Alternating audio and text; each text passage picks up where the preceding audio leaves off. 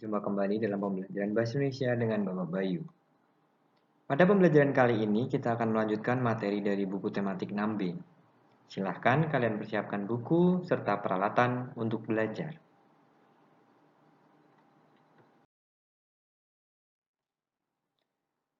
Mari kita belajar tentang membuat peta pikiran berdasarkan jawaban yang sudah tersedia. Sebelum kita praktik membuat peta pikiran, mari kita mengenal apa yang dimaksud dengan peta pikiran itu sendiri. Peta pikiran merupakan cara mencatat kreatif dan efektif, dan di sini kalian dapat menuangkan segala kreativitas dari mulai bentuk ataupun hiasan yang dipakai.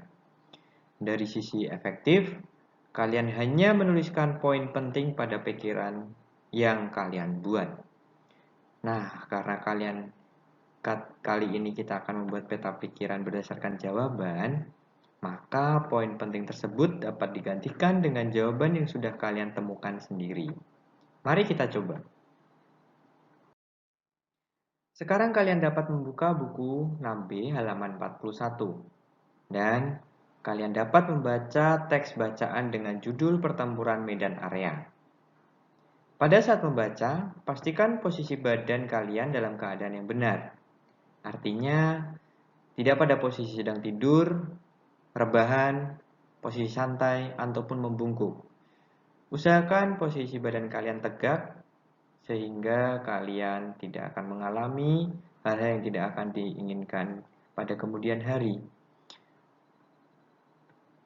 Kalian juga harus memahami setiap kalimat yang kalian baca, serta kalian dapat memberikan garis bawah untuk kalimat utama pada setiap paragrafnya. Temukan kata kunci untuk menentukan ide pokok setiap paragraf yang kalian baca, lalu kalian dapat menjawab pertanyaan berdasarkan teks bacaan pada halaman 43. Ingat, pertanyaannya ada di halaman 43. Kalian juga harus mengingat kembali, untuk jawaban yang kalian buat, tolong kalian gunakan jawaban lengkap, supaya kalian terbiasa untuk menjawab pertanyaan dengan jawaban lengkap. Tulis jawaban kalian menggunakan pena warna hitam dengan tulisan tegak bersambung, serta kalian harus memperhatikan penggunaan huruf kapital dan tanda baca pada jawaban kalian. Jawab semua pertanyaan di buku catatan kalian. Jadi kalian menuliskan jawaban di buku catatan. Kalian juga dapat memberikan judul pada awal jawaban kalian dengan judul jawaban dari teks bacaan pertempuran medan area. Ingat, jawab dengan tenang dan pikirkan baik-baik jawabannya, jangan terburu-buru. Jika jawaban sudah selesai, siapkan aplikasi Microsoft Word di komputer atau laptop masing-masing untuk membuat peta pikiran berdasarkan jawaban yang ada. Peta pikiran tidak jauh berbeda dengan mind map yang sudah pernah kalian pelajari. Namun, kali ini kita akan menggunakan bentuk yang paling sederhana terlebih dahulu. Kalau misalkan kalian sudah lancar, kalian bisa menambahkan dengan bentuk-bentuk yang lain. Nah, kalian hanya perlu menuliskan kembali jawaban yang sudah kalian buat, kalian tuliskan tadi di buku catatan pada setiap cabang peta pikiran yang kalian buat setelah ini.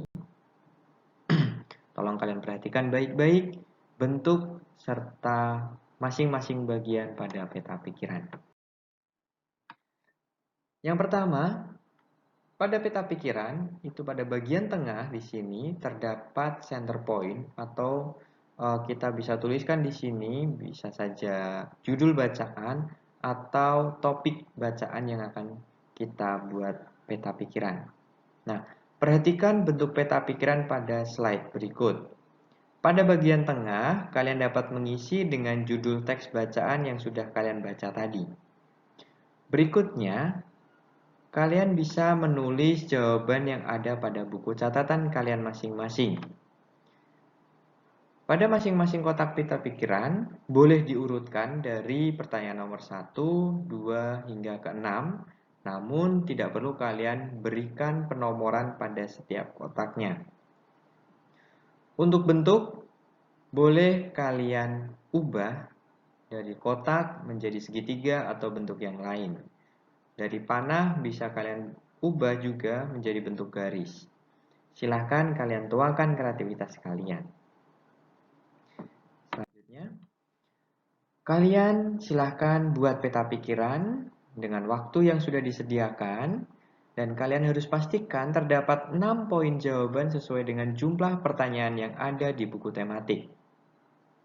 Setelah selesai, simpan file peta pikiran kalian dengan nama peta pikiran underscore nama siswa masing-masing.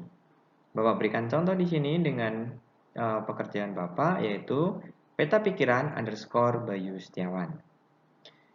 Kemudian foto jawaban yang sudah kalian tulis di buku catatan tadi dan upload ke Google Classroom bersama dengan file peta pikiran yang sudah kalian buat. Kalian harus memastikan file yang terupload harus ada 2. Pertama yaitu file foto jawaban pada buku catatan kalian. Yang berikutnya adalah file peta pikiran dari aplikasi Microscope Word. Upload file kalian ke laman Google Classroom Bahasa Indonesia sebelum pukul 9 malam di hari ini. Terima kasih sudah memperhatikan tayangan slide ini dengan baik. Untuk pertemuan selanjutnya, silahkan kalian ingat kembali materi kalimat efektif dari buku 6A, Kompetensi Dasar 3.1. Kalian harus mengingat apa ciri kalimat efektif dan bagaimana cara membuat kalimat efektif. Jika ada kesulitan dalam belajar di rumah, silahkan kalian sampaikan kepada guru kelas atau guru mata pelajaran supaya dapat dibantu. Jangan pernah takut, jangan pernah malu untuk menyampaikan pendapat, untuk bertanya, karena itu merupakan salah satu cara untuk belajar di pembelajaran jarak jauh seperti ini. Tetap semangat belajar di rumah, selesaikan tugas dengan sikap mandiri serta tanggung jawab, dan Bapak akan tunggu kalian di pertemuan selanjutnya. Terima kasih, Tuhan memberkati.